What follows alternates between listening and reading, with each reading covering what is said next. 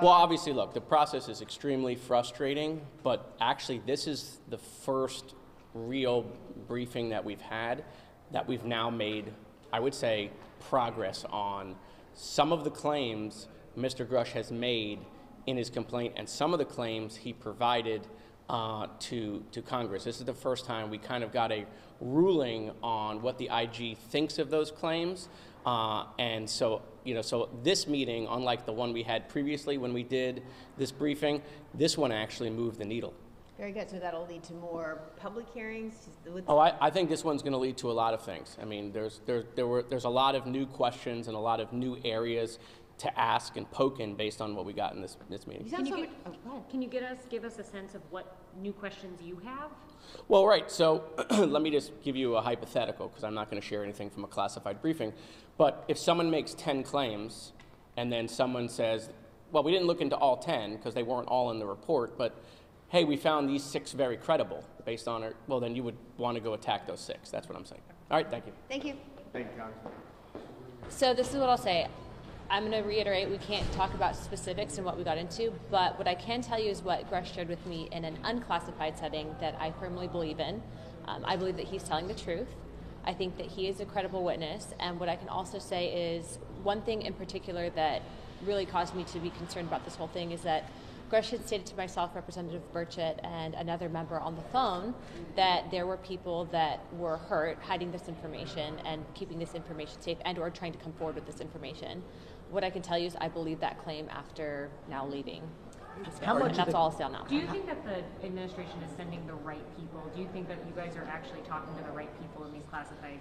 I think that they are sending the correct people on paper. However, there is, and it's become evident that there is an overclassification and that we are continually being stonewalled.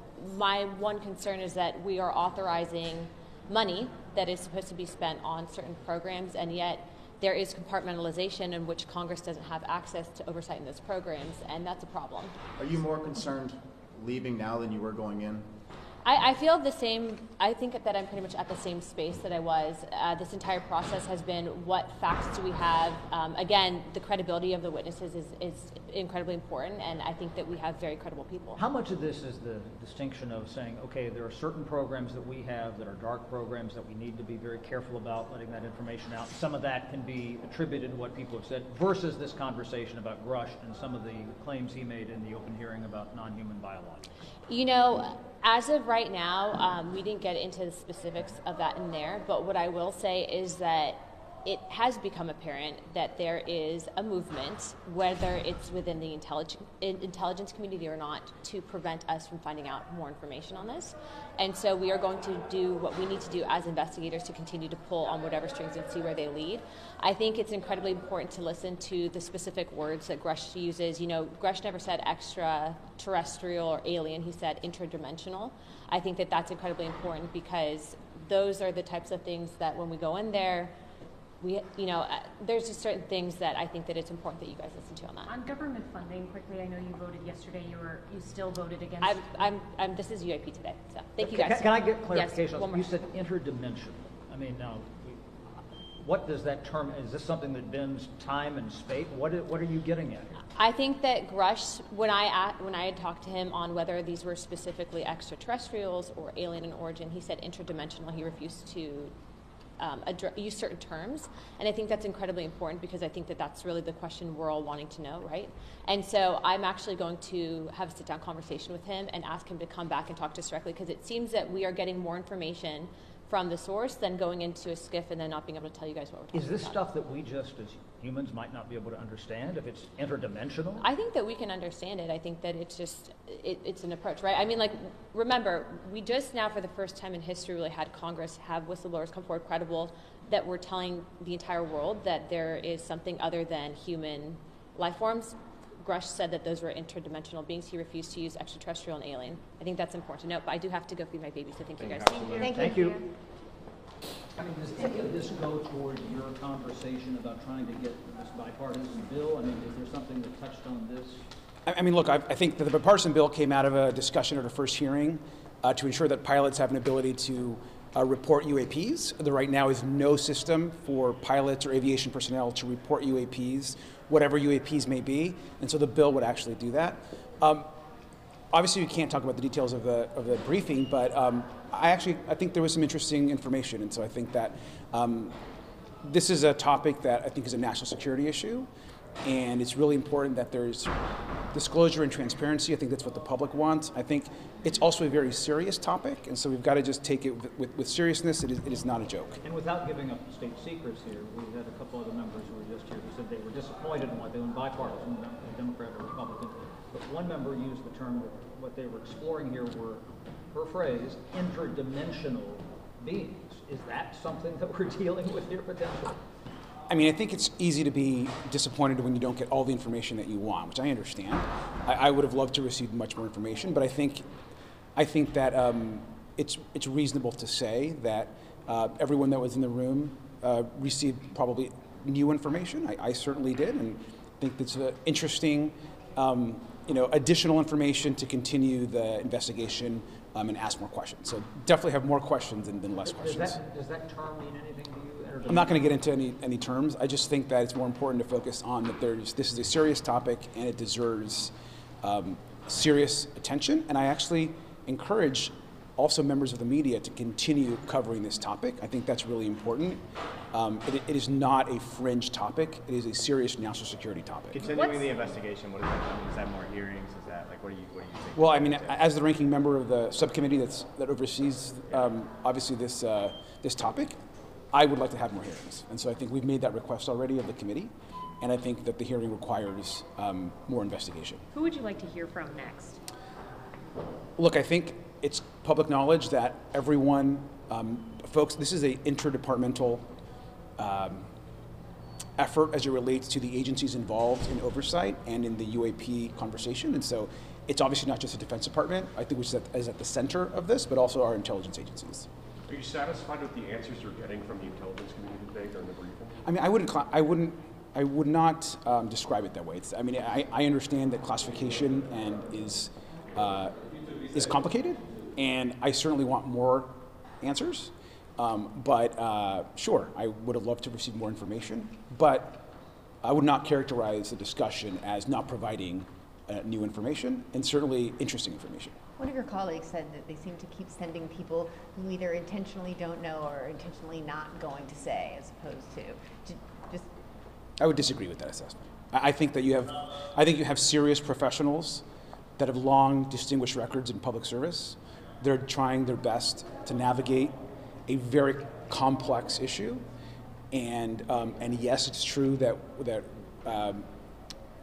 probably all of us want more answers and more information. But I think that we received additional information today, which I think will lead to other actions. Is this stuff overclassified? I don't know. I'm not really sure, but I'd like it to be less classified. Did you learn anything that bothered you or shook your beliefs? I think we want more information. Thank you, guys. Thank you. Did you hear anything? It's giving me a more clear perspective, a little bit more of a clear perspective. Before it's very blurry. Everything is extremely blurry, but I'm getting a little bit more clarity. Without saying anything that came out of the hearing, I will say that my worldview has not changed. Are they okay, then one more thing. Are they obfuscating on purpose? Are they sending you to people that don't have the answers? Or is it, like Mr. Burchett said, it's so compartmentalized that you have to ask the right question of the right person? Is that what you're feeling? Yes, that's exactly, I would say Tim Burchett is probably right. He is correct. So with this person doing this briefing, did you get any of the right questions that he was willing to put out there and give you something that you feel like you've learned something more? I feel like he gave a lot of clarity to me. I think that some people are looking for things.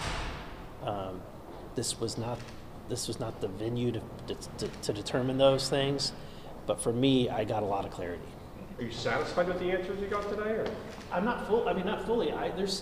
But it does give us a direction to go next, and that's the key thing. So where do you guys go from here? I can't say. Are we alone? Thank you. Thank you. So did you hear anything in there that moves the needle forward, that changes what you thought before? Are they stonewalling you? Walk us through what do you know now that you didn't know when you walked in? I just think what most of the American people fear is true, is that the government, there's a concerted effort to conceal as much information as possible, both from Congress and to the general public. So I asked very specific questions and was unable to get specific answers. And so that's a problem, and we're not going to stop until we get the truth. So do you think that you're not getting specific answers because they won't tell you or because they don't know? Well, I think what you see is a very compartmentalized effort. So by compartmentalizing the information to such a degree that if you don't ask the specific question to the specific person that has that piece of information, so we could take a puzzle with 100 pieces and disseminate it to 47 people. So unless you ask the right person for the right piece of the puzzle, you're not going to get an answer, and that's what's happened here. Did you learn anything new today? Nothing that I can disclose. Thank you. Thank you. No, heck no. This is just more of the same, more frustration. You know, you put these guys and gals in a tough position. It's very compartmentalized, as we said. It's like looking down the barrel of a .22 rifle, and all they know is just right in that little circle. And but no, it didn't disqualify anything I've thought in the past. What comes out of this meeting? What do you do in response to this stonewalling? Well, it's just whack-a-mole. You go to the next one until we get some answers. We got some pretty definitive stuff that that I'm sure y'all get from somewhere else about what was discussed, and to me it was it made what I think more credible. So they did tell you something. They didn't tell you nothing. That's correct. Okay. Because you came out and you said we didn't learn anything new. Well, we didn't learn anything new. It just verified what I thought. Does that move the needle for you at all? No, I think they're covering this thing up. That doesn't, you know, and these guys pretty much verified that. They, as I stated, I mean, it's not their attempt to do it, but by design, this issue is very compartmentalized. So what does the investigation look like going forward? Is it more hearings? I think so, but it's got me focused on who we need to be bringing into the hearing. As I've stated, it's not about little green men and flying saucers. The issue is tens of millions of dollars on an issue that we've been told does not exist since 1947, yet they're spending that money on researching something. So who would you prefer to bring in? Well, last time I did that, our selection dwindled, so I'm going to keep that pretty close to the cuff because they ended up getting told not to come.